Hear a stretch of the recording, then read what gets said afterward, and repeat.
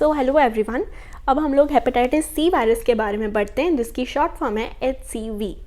ये हिपैसी वायरस है जो कि एक RNA वायरस है, अनलाइक हेपेटाइटिस बी वायरस जो कि DNA वायरस था। फ्लैवीविरिडी फैमिली से बिलोंग करता है ये, flaviviridae family. Risk factors for mode of transmission, मतलब कि मोड ऑफ ट्रांसमिशन होने के कौन से चांसेस हैं, that is IV drug abusers, multiple sex partners, needle stick injury, contact with HCV infected individuals and vertical. Vertical का मतलब है ऑब्वियसली पेरेंट टू फीटस, मतलब obviously mother to foetus. Next HCV virus की जो एक खूबी है वो है C&C, that is hepatitis C virus में क्रोनिक हेपेटाइटिस जो है वो 90% है। हमने एक्यूट में पढ़ा था, हेपेटाइटिस ए वायरस में पढ़ा था कि वो एक्यूट करवाता है, वो क्रोनिक नहीं करवाता। तो A for hepatitis A and A is for acute and hepatitis C is for chronic. So ये इसका हॉलमार्क है, हॉलमार्क ऑफ HCV वायरस कि इसके अंदर क्रोनिक हेपेटाइटिस होता है। अब इसे ग्रो करने के लिए हेपेटाइटिस सी वायरस को हमारे पास RNA पॉलीमरेज होता है और NS5A प्रोटीन होता है। ये जो RNA पॉलीमरेज है वो रेप्लिकेशन करेगा, क्यों? क्योंकि RNA वायरस है। अगर ये DNA वायरस होता तो इसके पास DNA पॉलीमरेज होता। तो RNA पॉलीमरेज रेप्लिकेशन कर रहा है, NS5A प्रोटीन जो है वो असेंबली कर रही है, असेंबली करके वो उसको बाहर भेजेंगे, उसको तैयार करेंगे ताकि वो बाहर जा सके और इन्फेक्ट कर सके बाकी के सेल्स को। अब ये जो NS5A प्रोटीन है ये प्रोटीएज की हेल्प से बनती है, प्रोटीएज एंजाइम की वजह से बनती है। तो अगर हम इन लोगों की इनहिबिटर्स यूज़ कर दें, दैट इज़ RNA पॉलीमरेज या फिर प्रोटीएज या फिर NS5A प्रोटीन के इनहिबिटर्स यूज़ करेंगे तो फिर हम लोग हेपेटाइटिस सी वायरस को कंट्रोल कर सकते हैं बेसिकली। तो ये डायग्राम देखो यहाँ पे, जैसे कि ये जो प्रोटीएज है ये हेल्प कर रहा है एक, जैसे ये राइबोसोम से जो प्रोटीन बन के आया उसने फिर प्रोटीएज आया, उसने क्या बना दिया, NS5A प्रोटीन। अब ये जो NS5A इनहिबिटर्स भी हम दे सकते हैं, प्रोटीएज इनहिबिटर्स भी दे सकते हैं हम लोग।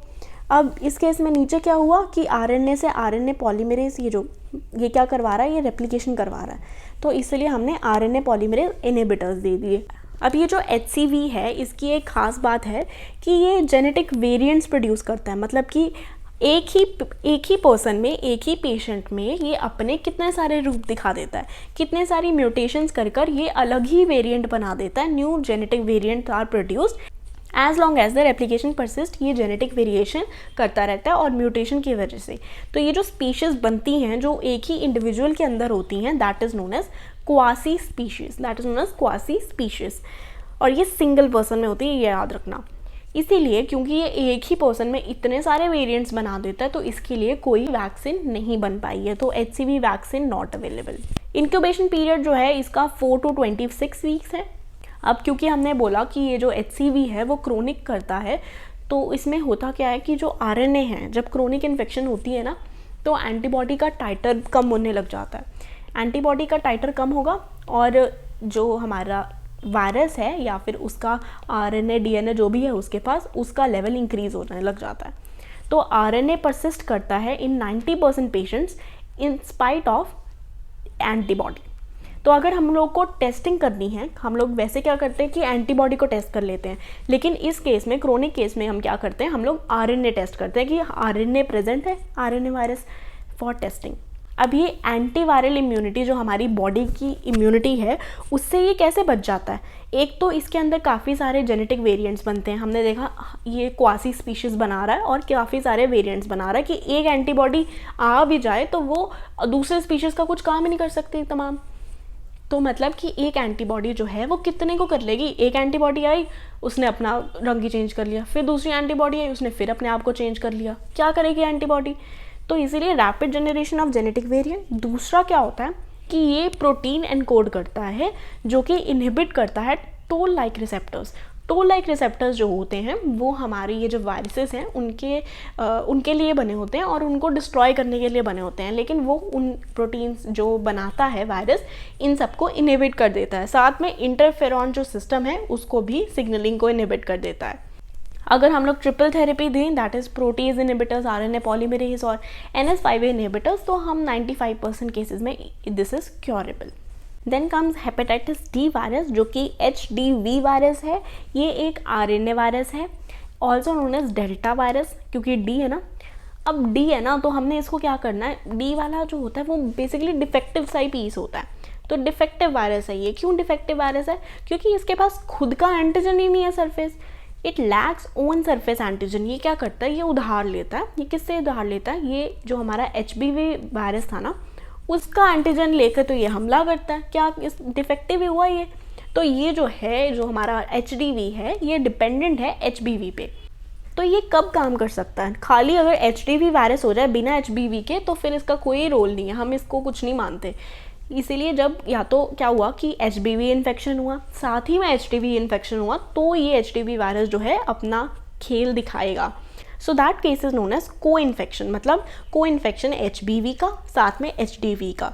तब क्या हो सकता है, क्योंकि 2 वायरसेस आ गए हैं, तब सिवियर एक्यूट हेपेटाइटिस और फल्मिनेंट लिवर फेलियर हो जाएगा। फल्मिनेंट मतलब बहुत ही तेज़, रैपिड, सडन ऑनसेट, ये लिवर फेल कर देगा अगर ये दोनों इकट्ठे आ गए।